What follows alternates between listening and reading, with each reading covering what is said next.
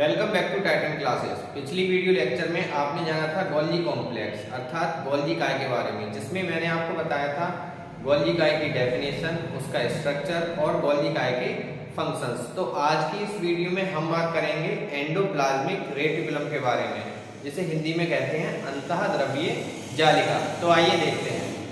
तो आइए अब जान लेते हैं कि आपसे पूछा जाए कि एंडोप्लाज्मिक रेटिकुलम क्या होता है तो आपको क्या लिखना है। तो सबसे पहले हम बात करेंगे इसमें खोज की। एंडोप्लाज्मिक रेटिकुलम हिंदी में से कहते हैं अंतःद्रव्यीय जालिका। इसकी खोज किसने की? तो आपको बता दूं कि अंतःद्रव्यीय जालिका अथवा एंडोप्लाज्मिक रेटिकुलम की खोज सन 1945 में पोर्टर, साइंटिस्ट का नेम है पोर्टर, इंग्लिश में, हिंदी में ऐसे लिखेंगे पोर्टर। तो हमारा हो गया कि एंडोप्लाज्मिक रेटिकुलम अथवा अंतःद्रव्यीय जालिका की खोज सन 1945 ईस्वी में पोर्टर ने अपने सहयोगियों की सहायता से की।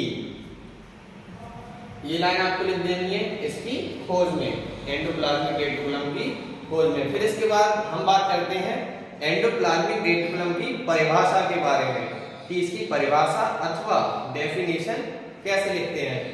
तो आइए हमारे पास है कि परिभाषा साइटोप्लाज्म यानी कोशिका द्रव्य, हिंदी में से कहेंगे कोशिका द्रव्य में सूक्ष्म यानी छोटी व चपटी मींस फ्लैट नलिका, नलिकाओं को इंग्लिश में कहेंगे ट्यूब्स।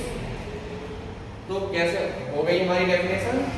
साइटोप्लाज्म में सूक्ष्म व चपटी नलिकाओं की जालनुमा, जालनुमा मतलब नेट लाइक संरचना मींस स्ट्रक्चर ER कहलाती है। आपको पता है ER क्यों लिखा है? ER लिखा है endoplasmic reticulum, E for endoplasmic, R for reticulum. इसका मतलब एंडोप्लाज्मिक रेटिकुलम को शॉर्ट में ER भी बोलते हैं।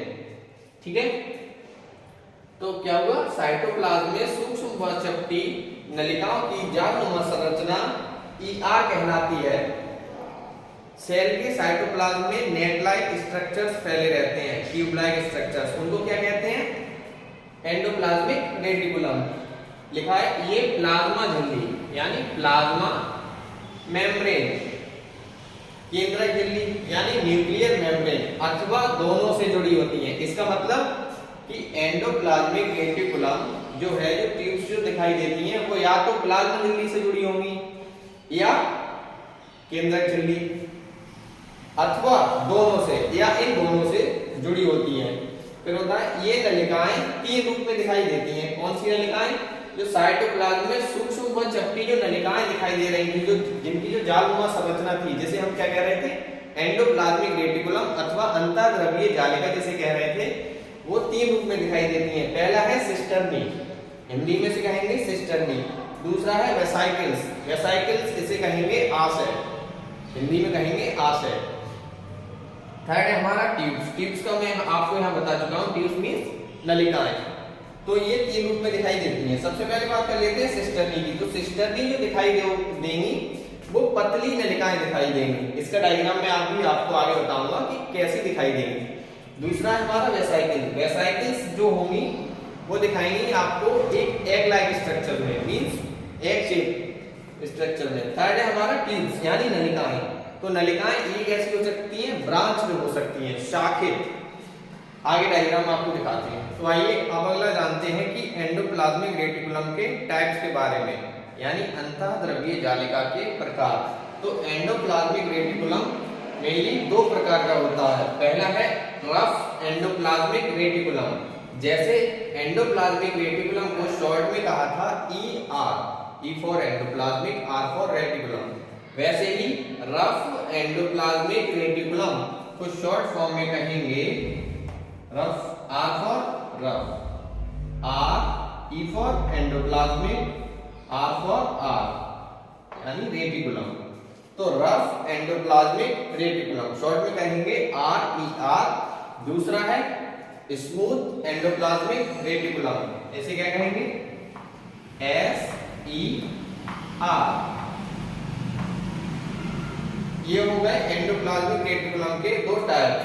तो पहला है रफ एंडोप्लाज्मिक रेटिकुलम यानी RER। तो जान लेते हैं कि दोनों में क्या डिफरेंस है।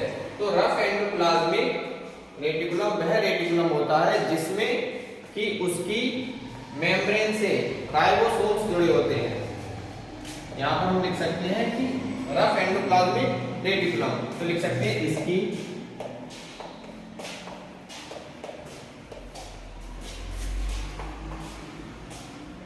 मेम्ब्रेन से राइबोसोम जुड़े रहते हैं।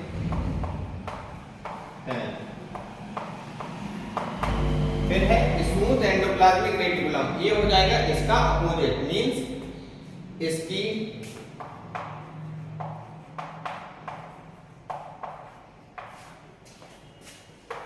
मेम्ब्रेन से राइबोसोम्स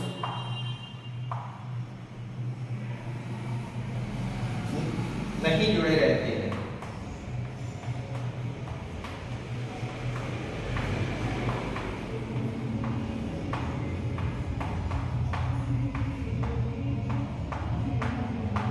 जब मैंने आपको राइबोसोम समझाया था तो मैंने उसमें बताया था कि राइबोसोम की पोजीशन कहाँ होती है, ये एंडोप्लाज्मिक रेटिकुलम से जुड़े रहते हैं। राइबोसोम से रिलेटेड आपको वीडियो देखनी है तो प्लेलिस्ट में जाकर आप वीडियो देख सकते हैं।